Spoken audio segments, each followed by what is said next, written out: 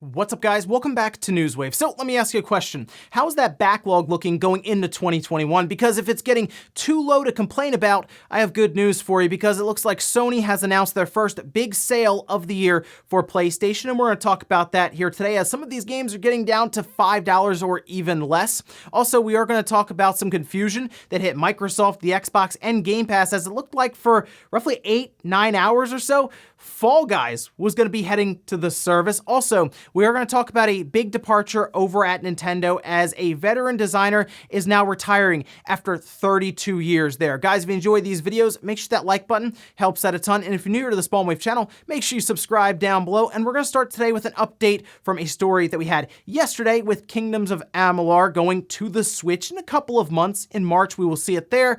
But we did have this tweet that was put out afterwards, as there were a lot of questions about a physical edition for the game. This is from Kingdoms of Amalur's Twitter account. There will be both a digital and a physical edition available for the Nintendo Switch version of Kingdoms of Amalur: Re-Reckoning. The physical edition will have the full game on the cartridge. No downloads are required. And look, this is still something that comes up with the Switch, because we've seen so many publishers do this, where they split the game in half, or they'll give you a quarter of the game and make you download 3/4 of it from the internet, right? It's, oh, we're gonna fit this on like a 4 GB cartridge. It's the smallest one we can get it on, and then you gotta download 20 GB or something. I mean, other than like The Witcher 3, but I think there might have been a deal there with Nintendo. Most likely what's happening here with Kingdoms of Amalur, which it's great to hear that this single player style RPG is on the cartridge completely, is that they're like halfway between the PlayStation 3 and maybe the Xbox One version, because the PlayStation 3 version, I believe, was just under 14 GB, whereas the Xbox One version is like 30 GB. So they're probably fitting it onto a 16 GB cartridge. Either way, though, this is good news. I'm happy we won't have one of those like internet required sticker things somewhere on the box. Also, if you are still trying to get a PlayStation 5 and an Xbox Series X, I figured I'd give you a heads up for another shot at it today. Yesterday, Target randomly posted PlayStation 5 systems, and they were gone in minutes. So you're going to want to at least keep an eye on this here. You can see this tweet, this being from GameStop. Heads up, a limited number of PlayStation 5, Xbox Series XS, and Nintendo Switch console bundles will be available tomorrow on GameStop.com. We'll let you know when they're live, but you might want to turn on post notifications so you don't miss out. Now, these will be bundles, which means they're going to throw a bunch of stuff in there: games, controllers, some kind of subscription service to PlayStation Plus, Xbox Live, Nintendo Switch Online, and that'll drive the cost up. And who knows, maybe you'll want what's in the bundle. And that would work out, because if you go on eBay now, $800 to $900 will get you PlayStation 5, whereas if you go to GameStop's bundles,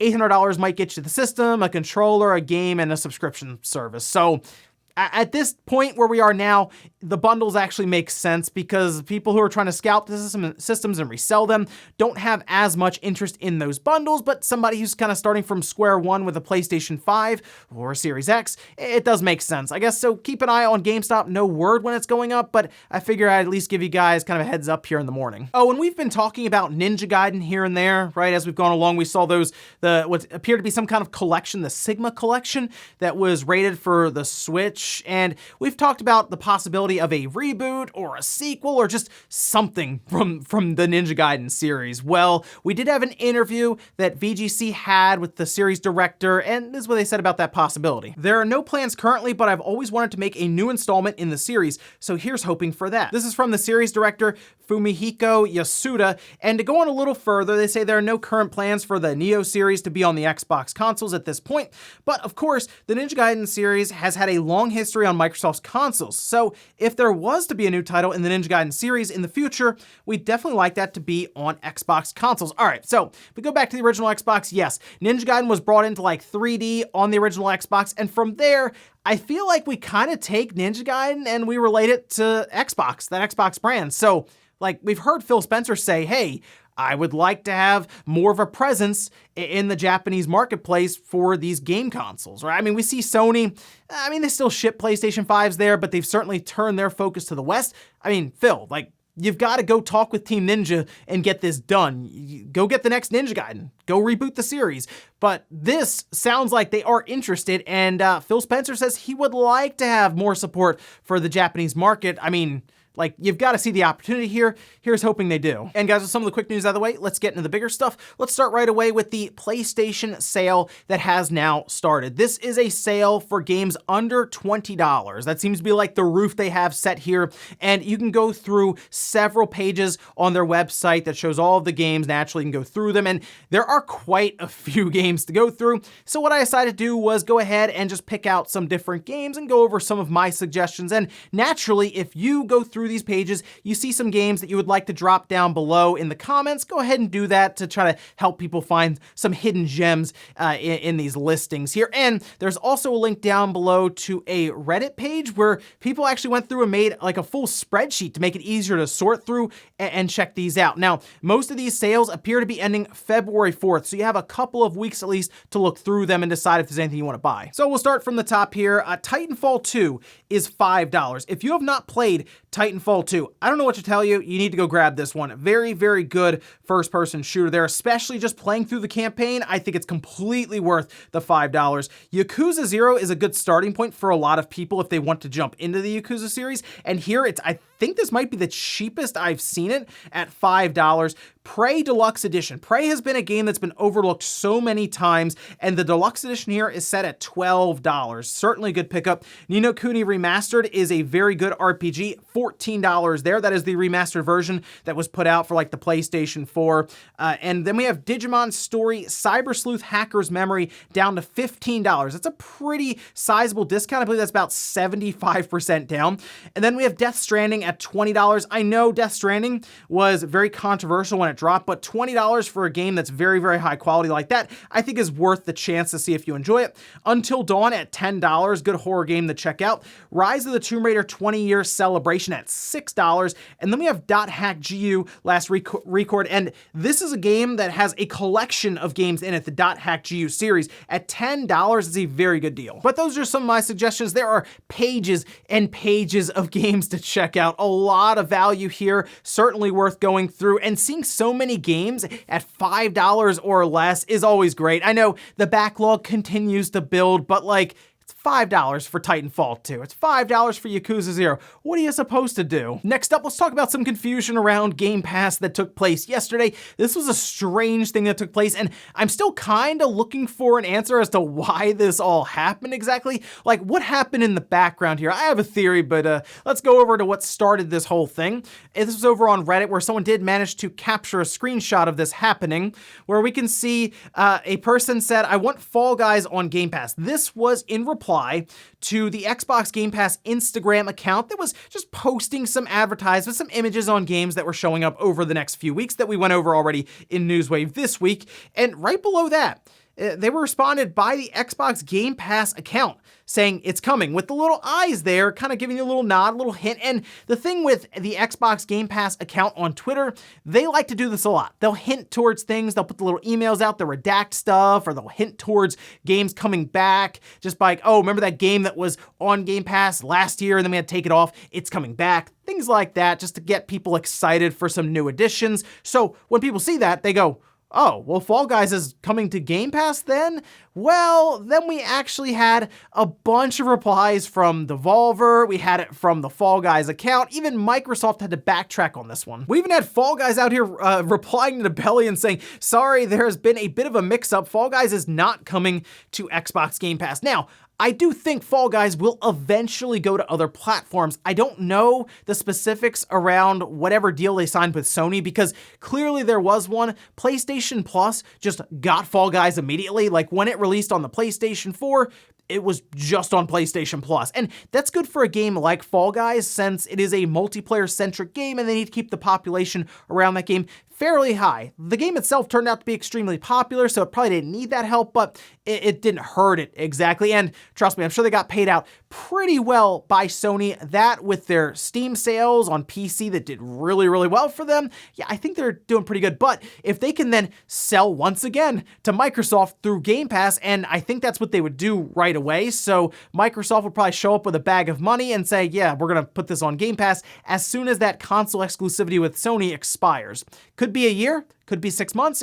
Who really knows how long it was? And this is something I think will happen in time. The Switch is the interesting one because I think it makes a ton of sense there, since this is basically online Mario Party, just better than online Super Mario Party that we have now. That's where I think it makes the most sense after PlayStation. But yeah, don't be surprised if it shows up on Game Pass in the future, just apparently not right now. Next up, let's talk about Takaya Imomura, who was a veteran designer at Nintendo, now retiring after 32 years of being there, responsible for creating several characters that you really enjoy, I'm sure, at Nintendo. We'll go over some of the accomplishments here, but first, let's check out the Facebook post that he had posted up, translated by Gamatsu, saying, "Today is my last day coming to work. I took a selfie with the empty office building. It feels pretty sad to think about not coming here anymore. Hats off to myself for 32 years of hard work." Now, this is, I'm sure, in reference to a lot of the at-home remote work that is going on currently in Japan. So yeah, that's probably kind of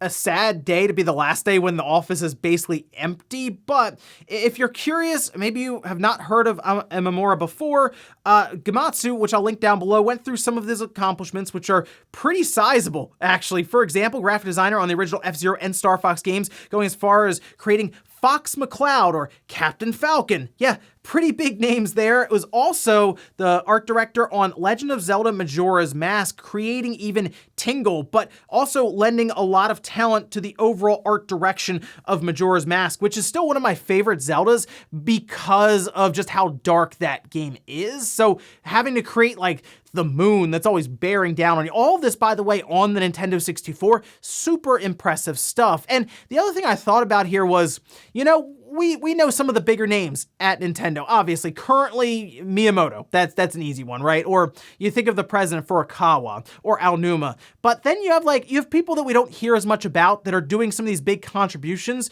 I mean, being there for 32 years, think about all of the generations that he's gone through, all the things all these systems you're creating for and memories you're making there. Yeah, it's great to see that you completed your run there and you can kind of ride off in the sunset, but it sounds like he's gonna also do some freelance work, which will probably include Nintendo occasionally coming to him and saying, "Hey, what do you think of this design for this new IP that we're creating in the background and we're gonna show off at our next direct or something?" I'm sure those kind of things will come up, and I'm sure he's made a lot of friends there that he'll continue to talk to and point out different things on projects going forward. But hey, 32 years, congratulations, enjoy that retirement. And in our last bit of news, let's talk about that PlayStation 5 DualSense real quick, because something popped up online that got me thinking a bit about custom PlayStation 5 DualSense controllers, specifically ones that Sony would release, because I've noticed a lot of people figure, oh, if Sony does a DualSense controller in the future, they would just change around like the white plastics, right? Like the black plastic, that would probably stay the same, right?